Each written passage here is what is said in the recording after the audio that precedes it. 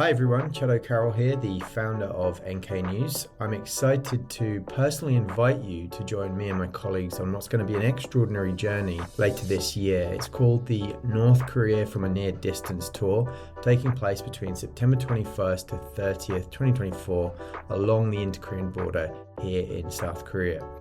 This intimate tour, which is going to be just 20 guests maximum, is really a once-in-a-lifetime opportunity to explore the Korean border with leading specialists in North Korea affairs, such as Dr. Andrei Lankov, myself, Jongmin Kim, and a number of other experts who are going to be joining us, including our very own podcast host, Jacco Zwetsloot, for multi-day segments along the itinerary.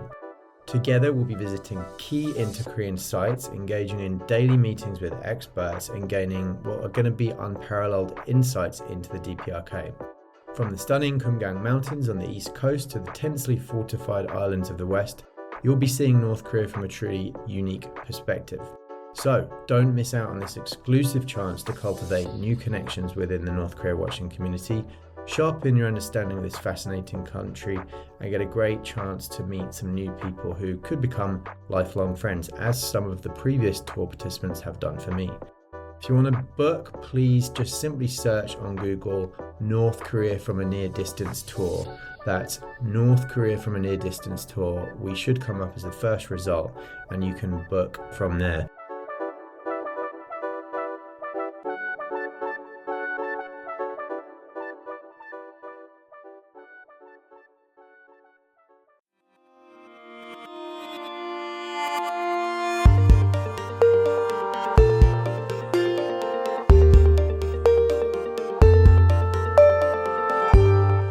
Hello, listeners, and welcome to the NK News podcast. I'm your host, Jacco Zwetsloot, and this interview is recorded on June 25th, 2024. And I'm joined via StreamYard by my colleague, Shreyas Reddy. Shreyas, welcome back on the show.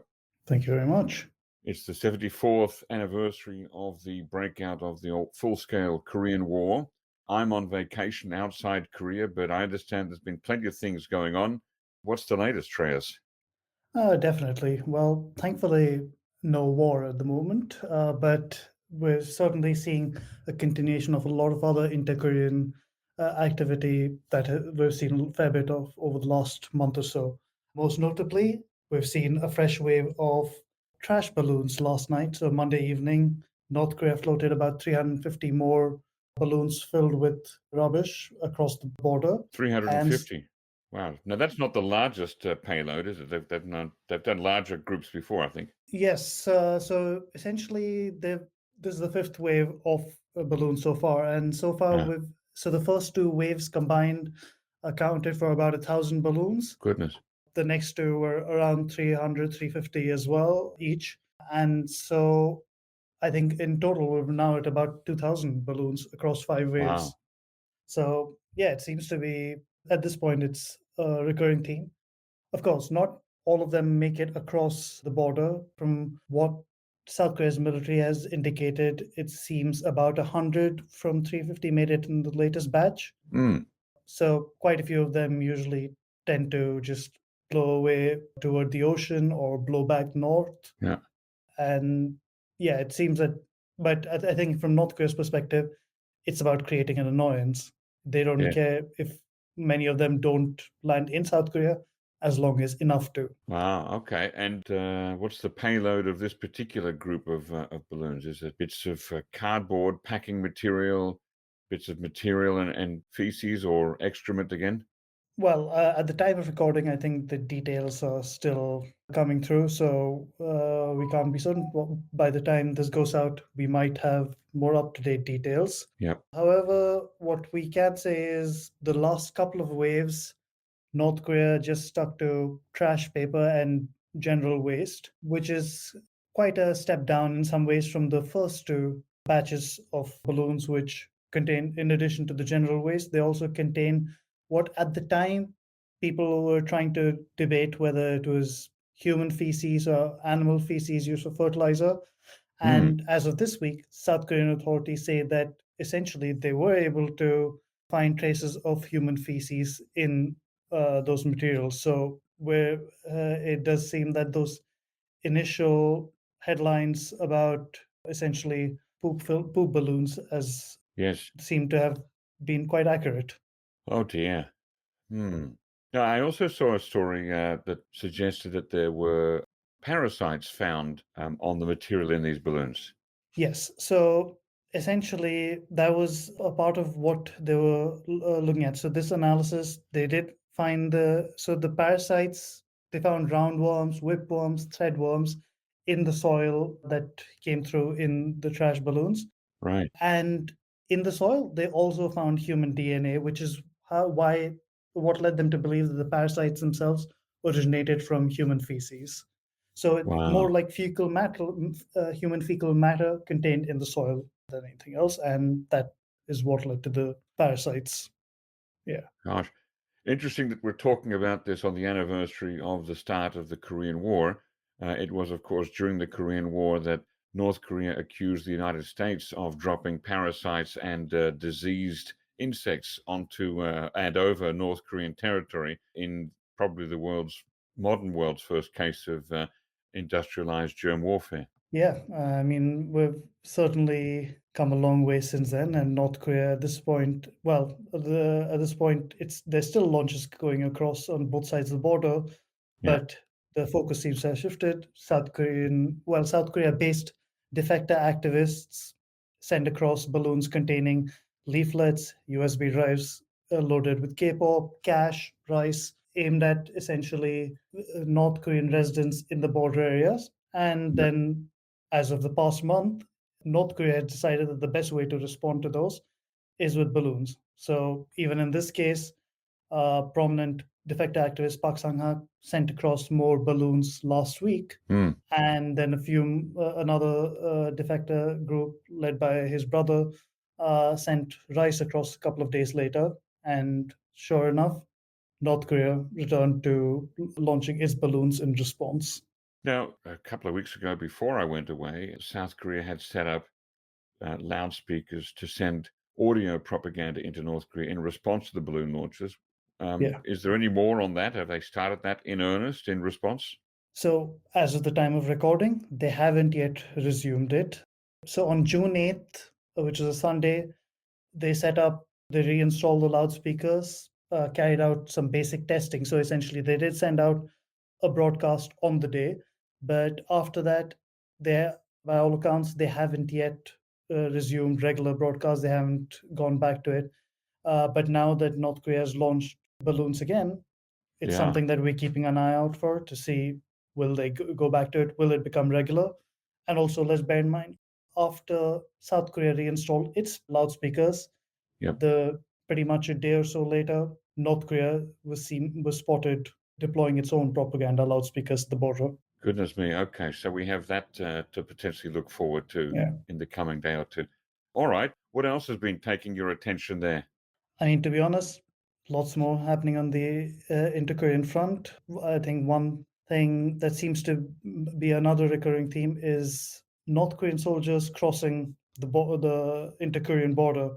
So late last week, they crossed the border for the third time in the space of a few weeks. We've seen that North Korea has in the recent past has cleared land in the demilitarized zone, planted mines, built an anti-tank wall effectively near the Right. border areas.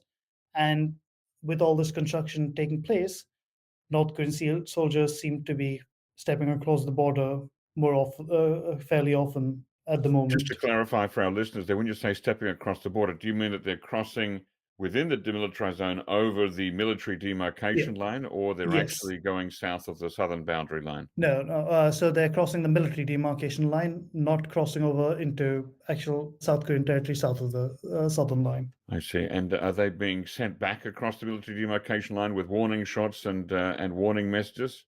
Well, yeah. So last week, the military announced when the South Korean military spotted this, they sent a warning broadcast and warning shots. Not really, they don't really have further details, but essentially enough to send the message to North Koreans that you've crossed the border, time to step back across. Right. Okay. Now, if it's happened several times over the last couple of weeks, then we have to start wondering whether this is all just accidental workmen just happening to cross over a line, or if this is more of an intentional probing of South Korean defense and monitoring capabilities, or even a provocation. I mean, I guess we'll have to probably see how it goes. For now, it seems like the big focus is on a lot of the North Korea's construction work in that area. Yes. So, which may be part of the efforts to effectively redefine North Korea's borders with South Korea, as Kim Jong Un earlier this year indicated, Mm, when they're looking to firmly separate themselves from South Korea. So perhaps there could be a bigger intent to actually cross the border. Perhaps it's yeah. more about saying this is the border that we will firmly establish between us. In the meantime, Right. there may be some accidental crossovers. I think we'll have to wait and watch and see how frequently this happens, how clearly and how deliberately it happens. Okay. Now, last week we did a quick mini round table with Anton and Colin to talk about Vladimir Putin's visit, very short 22-hour visit to Pyongyang. Have there been any more details or analysis that have come out since then? Well, at the moment, we are certainly trying to dig deeper into the agreement that they came up with last week. Obviously, at the time, the big focus from all quarters was about the promise of mutual assistance in the event of an enemy attack, which is Yeah. the closest that they've come to an actual mutual defense alliance since the Soviet Union collapsed. But there were a lot of other elements on the side where there's certainly things that could hint at cooperation in other fields and potential cooperation on sanctions evasion. A lot of the Mm, wording is vague, but there's a lot to imply that North Korea and that Russia could potentially take a more clear stance in facilitating North Korean sanctions evasion if they choose to. They're talking about essentially blocking further multilateral measures against not that could harm North Korea's sovereignty and economy, and that essentially would appear to relate to UN sanctions, which they've been voting against anyway. But now they effectively have a basis for it in writing. They've also hmm pledged not to have unilateral sanctions and to step up cooperation in a number of fields which could have big sanctions implications, including peaceful nuclear energy, science and mm, technology, all kinds of areas where there is, you've got to look at and say, would they violate existing sanctions? Almost certainly. yeah. And other Uh, than that, also looking at other ways to strengthen trade and finance, and certainly with that comes the additional scope for money laundering, like other forms of technical cooperation. So that's something that everyone's still keeping an eye out for. But at the other end of the spectrum there's also questions, say, about how concrete this cooperation will be, mm, particularly in the more sensitive military areas. We've heard a few experts say that essentially, yes, Russia is strengthening ties with North Korea here. It's mutually convenient for both in some ways. But Russia will also be keeping an eye on South Korea's reaction. And yes. South Korea has already said it is not like this agreement. It could Mm, consider the possibility of sending lethal arms to Ukraine. It hasn't yet said it will, but mm, I think from Russia's point of view, they don't want to damage ties with South Korea either. It's yeah. economically much more significant as a partner than the North at the moment, Right. and certainly both Russia has had military cooperation, some or at least weapons trade with South Korea for the last few decades as well. Now, I've heard one sort of hot take analysis on the treaty between Russia and North Korea, as this might be North Korea's way, or Kim Jong Un's way, of signaling to China that you may think that you can control us, but you cannot. We're look, here we are doing this. I mean, I think the argument could be made both ways. I think, in all likelihood, from China's perspective, I think they perhaps may not be as bothered as some folks would think. They're still North Yeah. Korea's biggest economic partner. North Korea still relies on them for so much more than they can get from Russia. And I think from China's perspective, yes, perhaps there might be some concern that these two essentially pariah states on its border are now looking to up the ante while China attempts to present the image of a responsible superpower. But in some ways, that means China perhaps may not want to wade directly into this, but it is Yeah. simultaneously keeping bilateral relations going with both sides. It still has influence with both Russia and North Korea. I, for one, don't think that China would be too concerned about its influence over North Korea going away. But the big question is, when will China look to step back in and say, we are still the big brother here. We are still the one whom you rely on more. So I think at some point, perhaps we may see China try to reassert its influence. But for now, it doesn't seem to be stepping in directly, more letting the usual back channel stuff, the behind the scenes trade and everything continue as before. Okay. And what about a final story or issue to leave us with? Well, to be honest, I think it's very much been Putin and North Korea the last week or so. Mm-hmm. I think essentially we're kind of at this point just trying to see what comes next from there. There Yeah. are certainly other things going on, and at the moment, it's more what to look out for is we are expecting joint exercises between the US, South Korea, and Japan this week.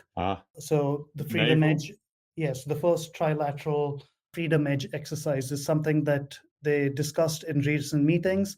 We've Yes. seen a US aircraft carrier arrive on the Korean Peninsula as part of efforts to signal joint deterrence against North Korea. So we don't know when those trilateral drills will happen, but they're expected sometime this week. And I think usually when that happens, North Korea responds sometimes with a statement, sometimes with a missile. Who knows? Yeah. It's already made its objections to the aircraft carrier quite clear. Released a statement yesterday, but once the actual drills begin, there might be more to come. Wow. Okay. So that's another thing to look forward to. They have been a little bit quiet on the missile front lately, though, haven't they? Well, I would say let's not jinx it, but yeah, it's been a while. Indeed. Let's not jinx it. All right. Thank you very much for joining me on the podcast this week, Shreyas Reddy, and I'll see you back in Seoul next week. See you.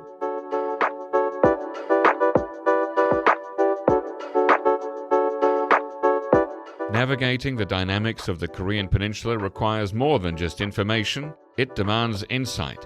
Korea Risk Group offers strategic consulting that cuts through the noise. Our experts provide in-depth analysis, risk assessments, and bespoke reports, all tailored to your specific needs. Whether you're exploring new opportunities or managing existing challenges, our insights can be your compass. To learn more about how we can help you make informed, strategic decisions, visit korearisk.com/solutions today.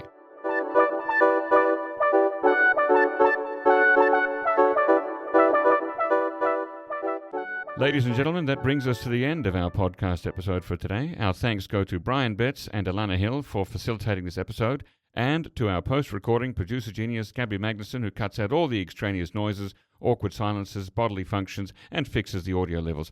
Thank you, and listen again next time.